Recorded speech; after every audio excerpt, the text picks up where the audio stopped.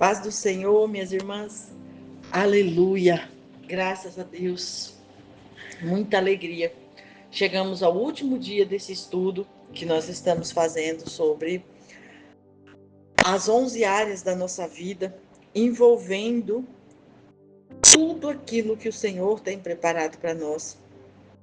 Nós falamos, então, eu vou fazer aqui um breve resumo do que nós falamos nesses 11 dias. Nós falamos de vida com Deus, vida em seu corpo, que é a parte da saúde, vida com o seu próximo, que é o servir, vida financeira, vida com a família, que nós dividimos em 3 partes, usando uma parte com a honra aos pais, e uma parte o relacionamento conjugal, e uma parte a vida com os filhos, que é a parte de deixar um legado geracional. Falamos da vida em sua mente, que é o emocional, falamos da vida profissional, da vida social. E hoje, nesse último dia, nós vamos falar da vida intelectual. E é maravilhoso o que o Senhor tem falado para nós. E eu quero, assim, mais uma vez, deixar claro para as irmãs que esses versículos que eu coloquei aqui são apenas alguns versículos de tudo aquilo que o Senhor fala conosco acerca desses temas. Cada uma de nós, conhecemos a palavra, sabemos onde nós podemos buscar, e talvez Deus fala contigo em outras referências bíblicas acerca deste mesmo assunto.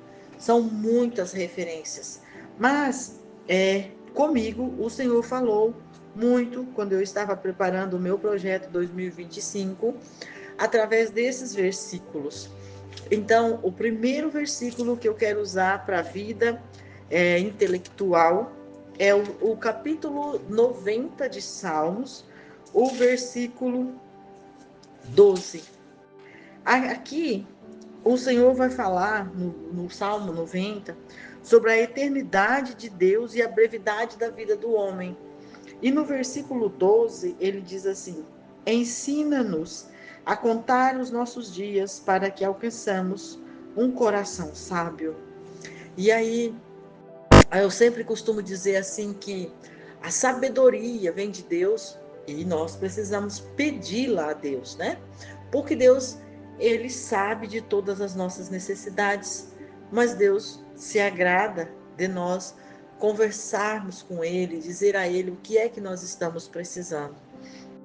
Então, a sabedoria, ela vem de Deus, mas a inteligência, ela vem pela prática, pelo buscar, pelo estudar, pelo o não se contentar com a mesmice, é ir atrás daquilo que você precisa, é olhar para a sua necessidade de evolução, de crescimento, de avanço em determinada área da sua vida e buscar isso com quem sabe, ou buscar isso com quem pratica. Então, assim, nós vemos isso numa situação assim muito normal, quando um jovem, ele sonha em ter uma profissão. O que ele faz? Ele estuda, ele passa por uma prova, seja do Enem, do vestibular, seja do passe, ele faz uma prova, ele entra para uma faculdade, ele estuda ali 4, 5 anos, às vezes até 10, depois ele faz uma especialização ou faz uma pós-graduação, depois ele faz cursos especializados para poder aperfeiçoar aquele treino, depois ele vai para um mestrado, vai para um doutorado, até se tornar um profissional totalmente competente naquela área, totalmente responsável por aquela área. O que ele estava fazendo dentro desse período? Estava buscando a inteligência. Agora, a sabedoria que Deus foi dando e nutrindo, alimentando, para que essa pessoa fosse ganhando a estratégia de ação nesse processo, essa é aquela parte que não depende da mão humana. Então, assim, quantas vezes nós já vivemos isso, já participamos de momentos em que nós, de repente, estamos diante de pessoas ou diante de algum treinamento ou tendo acesso a algum congresso, algum seminário, que nós não esperávamos que estaríamos ali. Mas isso é a mão do Senhor trazendo para nós conhecimento, trazendo para nós capacitação, para que nós pudéssemos, a partir dali, começar a praticar e acrescentar estrutura de sabedoria ao reino de Deus.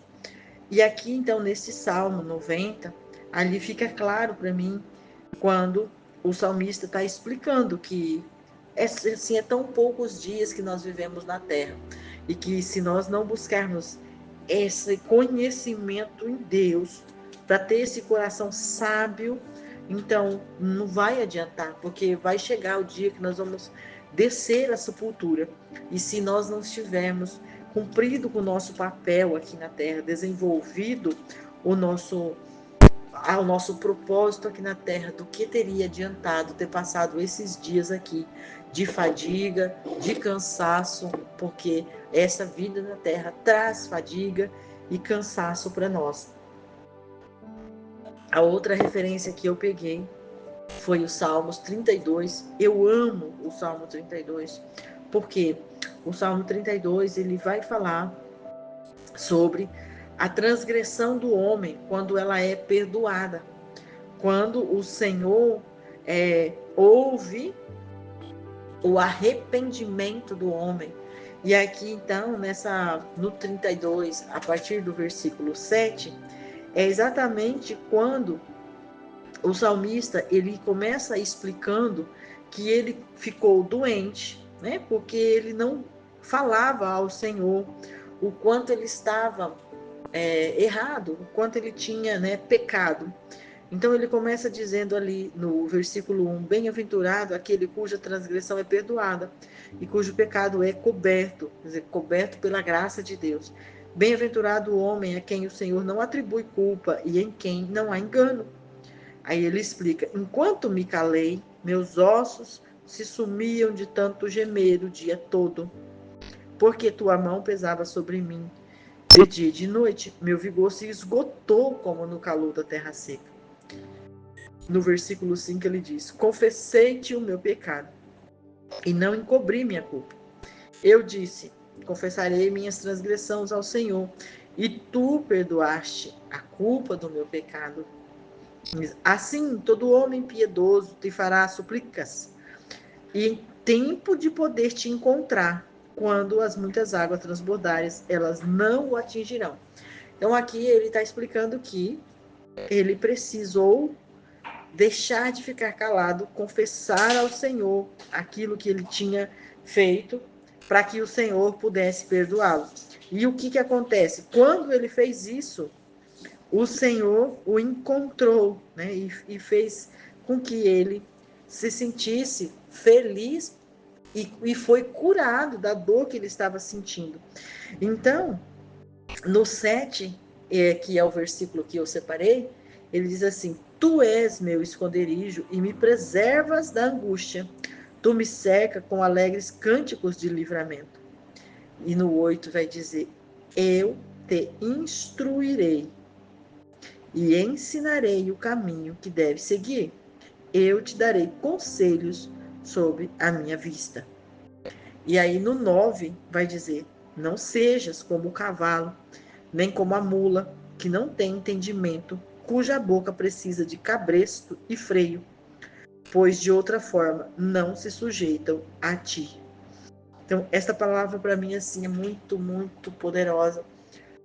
Há muitos anos eu ouço esses salmos e eu leio e eu reflito, e cada vez que eu preciso de instrução, cada vez que eu estou orando acerca de conhecimento, de instrução, eu faço essa oração ao Senhor, dizendo, Senhor, não me deixa precisar ser freada, ser colocada um cabresto na minha boca, porque isso aqui nada mais é do que o Senhor dizendo, você não precisa aprender pela dor, você não precisa aprender pela consequência de atos errados. Você pode me buscar primeiro, você pode falar comigo primeiro, porque eu te instruirei, eu te ensinarei, eu direi para você qual é o caminho que se deve andar, porque os meus olhos estão sobre ti e eu tenho conselho para ti.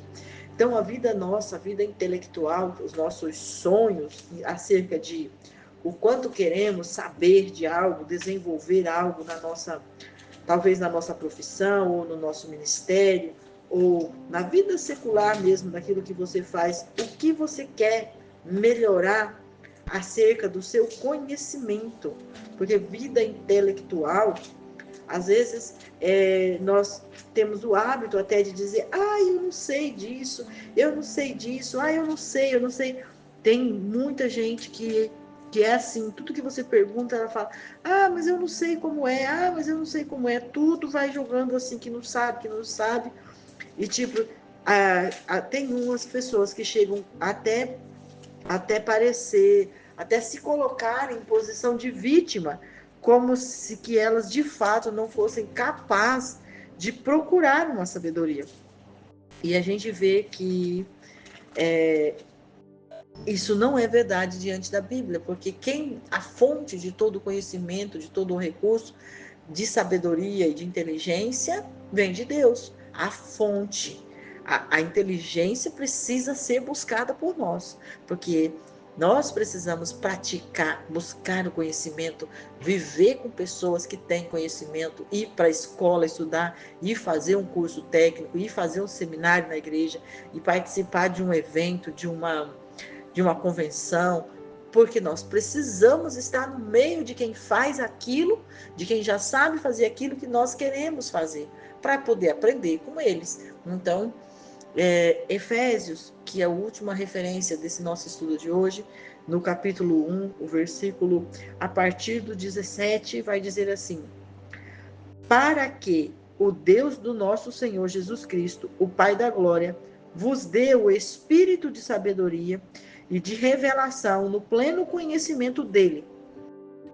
sendo iluminado os vossos olhos, os olhos do vosso coração, para que saibais qual é a esperança do chamado que ele vos fez, quais são as riquezas da glória da sua herança nos santos, e qual é a suprema grandeza do seu poder para convosco, os que cremos, segundo a atuação da força do seu poder. Então, essa palavra, para mim, aqui, ela fecha com com grande ênfase no que nós precisamos buscar a presença de Deus, como diz ali o salmista, quando ele pede lá no capítulo 90 dos Salmos, versículo 12, que ele diz: ensina-me a contar os meus dias, para que eu encontre um coração sábio. E no 32:7, quando ele diz: eu te instruirei, o Senhor fazendo uma promessa: eu te instruirei, eu te ensinarei o caminho, os meus olhos estão sobre ti. E aqui, quando Paulo começa a ensinar os Efésios através dessa carta, ele começa ali explicando para os Efésios que existe bênçãos do Senhor para nós, para vivermos uma vida plena, porque nós já temos no Senhor a redenção, o perdão, que assim, igual quando o salmista estava dizendo lá, ele foi, ele pediu, ele orou, ele estava ali confessando ao Senhor as transgressões. Algo que naquela época não existia ainda a redenção, mas nós já temos a redenção. Então nós precisamos o quê? Mudar a nossa postura, nos tirar da condição de que eu não sei, eu não sei, eu não posso fazer isso porque eu não sei.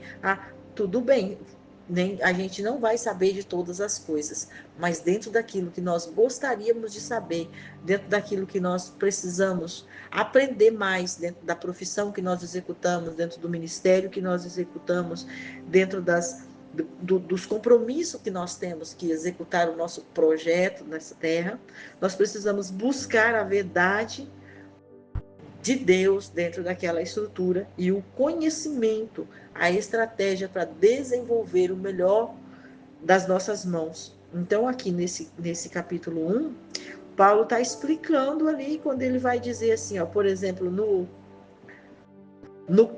versículo 15, ele vai dizer assim: por isso também eu, tendo ouvido falar da fé no Senhor Jesus que há entre vós e do vosso amor para com todos os santos, não cesso de dar graças por vós, lembrando-me de vós nas minhas orações, para que, aí é o versículo que eu peguei, o Deus do nosso Senhor Jesus Cristo, o Pai da glória, vos dê o espírito da sabedoria e da revelação no pleno conhecimento dele, sendo iluminados os olhos do vosso coração, para que saibais qual é a esperança do chamado que ele vos fez, quais são as riquezas da glória da sua herança nos santos, e qual é a suprema grandeza do seu poder para conosco, os qual cremos segundo a atuação da força do seu poder.